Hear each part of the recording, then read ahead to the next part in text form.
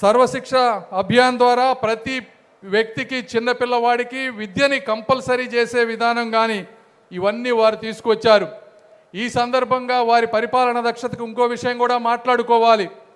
వారు ఆ రోజుల్లో ప్రధానమంత్రిగా ఉన్నప్పటికీ కూడా దేశంలో తెలివైన వారు ఎవరున్నారు, ఈ సమాజం పట్ల ముందు చూపుతో ఎవరున్నారని గ్రహించినప్పుడు ఆ రోజు వారికి కనపడినటువంటి వ్యక్తి గౌరవ ముఖ్యమంత్రి నారా చంద్రబాబు నాయుడు గారు.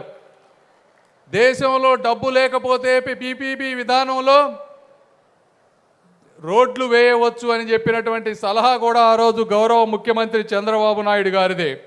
అదేవిధంగా టెలికాం రంగంలో మొత్తం తీసుకురావాలి, ఏ విధంగా గ్రామానికి కనెక్టివిటీ పెంచాలి అని ఆలోచించినప్పుడు ముఖ్యమంత్రి గారి ఆధ్వర్యంలో ఒక కమిటీ వేసి ఆ టెలికాం రిఫార్మ్స్ చేస్తే ఈరోజు ప్రతి గ్రామంలో కూడా ఇంటర్నెట్ సౌకర్యం వచ్చింది. దానికి కూడా చంద్రబాబు నాయుడు గారి సహకారం ఆ రోజు తీసుకుంటా ఉన్నారు. వీటన్నిటికంటే ముఖ్యంగా రాష్ట్రపతిని సెలెక్ట్ చేసేటప్పుడు గౌరవ ముఖ్యమంత్రి గారికి ఒక పేరు చెప్పారు.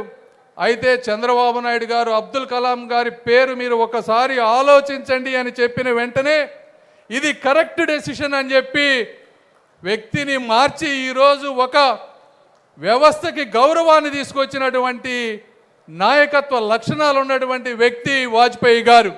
అంటే కోఆపరేటివ్ సహకార ఫెడరలిజంలో మనకంటే తెలివైన వారు, మనకంటే గొప్పవారు ఎవరైనా ఉంటే వారి సలహాలు తీసుకొని సమాజాన్ని ముందుకు తీసుకువెళ్ళగలిగిన వ్యక్తే నిజమైన నాయకుడు.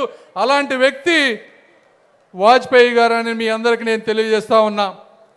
ఈ విధంగా ఆఖరిగా వాజ్పేయి గారు మన దేశ సంస్కృతికి సంస్కారానికి ఒక చెరుగని చిరునామా. మన యువత ఈ విగ్రహాలను చూసినప్పుడు మనం అందరం గుర్తుపెట్టుకోవాల్సింది, పదవులు ఉన్నా లేకున్నా మన అంతిమ లక్ష్యం మాత్రం ప్రజాసేవ మాత్రమే. శక్తి ఉన్నప్పటికీ శాంతిని కోరటమే నిజమైన పరాక్రమం. సిద్ధాంతాల్లో విధానాల్లో స్థిరత్వం, దృఢత్వం, మాటల్లో మాధుర్యం, హృదయంలో ధైర్యం, దేశభక్తి ఉంటే అందరి మనసులు గెలవవచ్చు అని